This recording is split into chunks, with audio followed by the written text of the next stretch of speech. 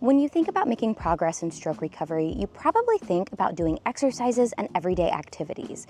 And while those things are absolutely necessary, you may be missing a crucial piece: getting outside. So let's talk about how getting outside for just 2 hours a week can give you significant health and recovery benefits. And I'll give you my top 10 tips on how to get outside more often with specific post-stroke considerations. Let's get into it. Nature itself is the best medicine.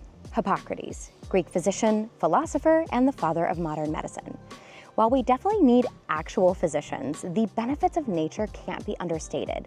In fact, the long list of evidence-based benefits of being in nature include better sleep, reduced depression, anxiety, obesity, diabetes, and mortality, greater happiness and life satisfaction, reduced ADHD symptoms, increased social connectedness, lower blood pressure, improved pain control, and improved immune function. And in recent years, there's been a small but growing body of evidence for the use of nature-based approaches in stroke rehabilitation and experiences. A 2016 qualitative review looked at the experience of 16 post-stroke participants in a therapeutic gardening program at their stroke rehabilitation center.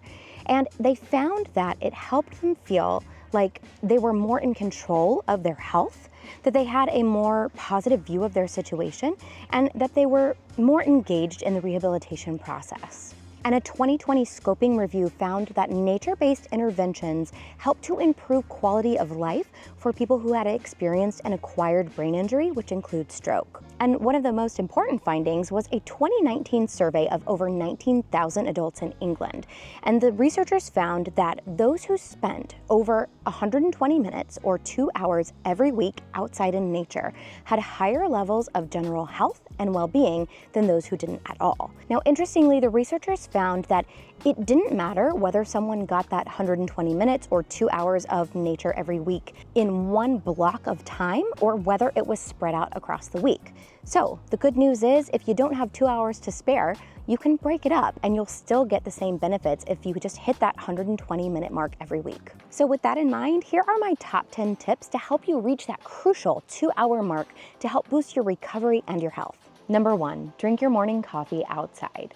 Now, it doesn't necessarily have to be coffee. You can take your tea, milk, or orange juice outside.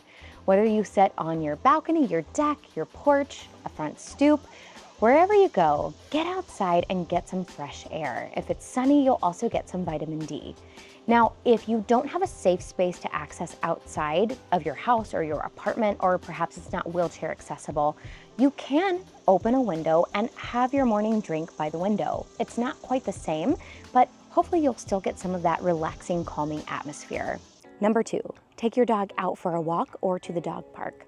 If you live in a place with accessible walkways or a dog park nearby, take your dog out too. I'm sure they'll enjoy it as much as you. Now, of course, this assumes that your dog is relatively well behaved on walks or at the dog park.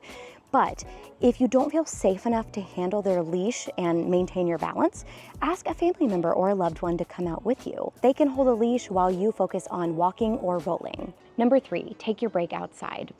If you've been able to return to work, try taking your break outside. Now, of course, this is probably easier if you work inside the home, but even if you work outside the home, say for example in an office space, there may be an employee break area that's outside, or you could try walking around the parking lot. Number 4, move your hobby outdoors. So there are some hobbies that are primarily done outside, like jogging, camping, and cycling. But if you have a hobby that's typically done inside, try moving it outside.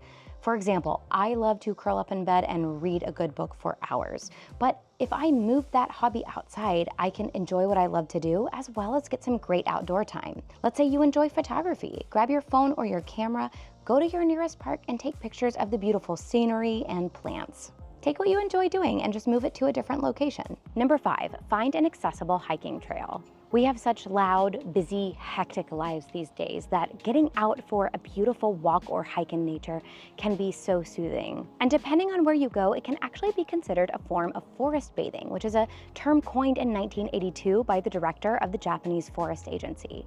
It essentially means the intentional practice of surrounding yourself with nature and being mindful of your senses. But getting out on hiking trails or walking paths can be difficult after a stroke because of the uneven terrain. Luckily, you can use sites like All Trails or TrailLink to find accessible paths just like this one. Number 6, take your phone calls outside. We all have to take phone calls from time to time, whether they're personal or they're for work. So why don't you take your phone calls outside? You can either walk and talk or find a bench to sit on with a lovely view. You can still be attentive to your conversation, but immerse yourself in something really lovely, whether you're looking at a beautiful field, a forest, or even an ocean. Number 7, go bird watching.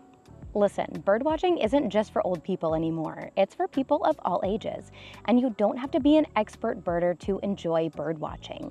It could be as simple as buying a bird feeder or a birdhouse to put in your backyard. Sit and watch in your yard and wait for the birds to come.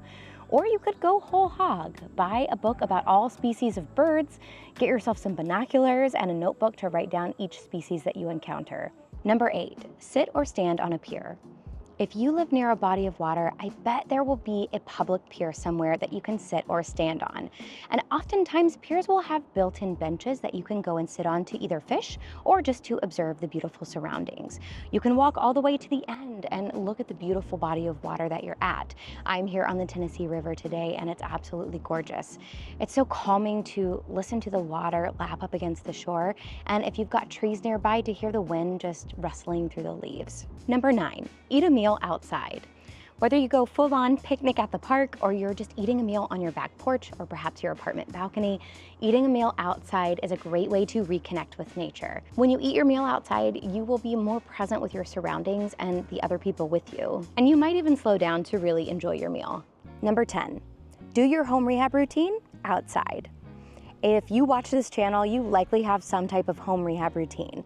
So instead of doing those things inside, occasionally move them outside. You can do seated exercises from a chair or a wheelchair outside, or if you do standing exercises, that's great too. You can practice walking on different types of terrain if you're safe enough to do so or have someone to help you, or you can make everyday activities that are outdoors part of your home rehab routine, like weeding the garden, planting a new plant, or even doing some woodworking. So go get outside. Aim for at least 2 hours a week, and if you can, incorporate it into your home rehab program. Comment and share what your favorite outdoor activities are. And a huge thank you to all of the donors who make videos like this possible, with a special thanks to Heather G, Ryan D, and Modus Nova, and our Empowerer tier on Patreon. Links in the description if you'd like to find out how to support Post Stroke too. Thank you all so much for watching. I'll see you next time.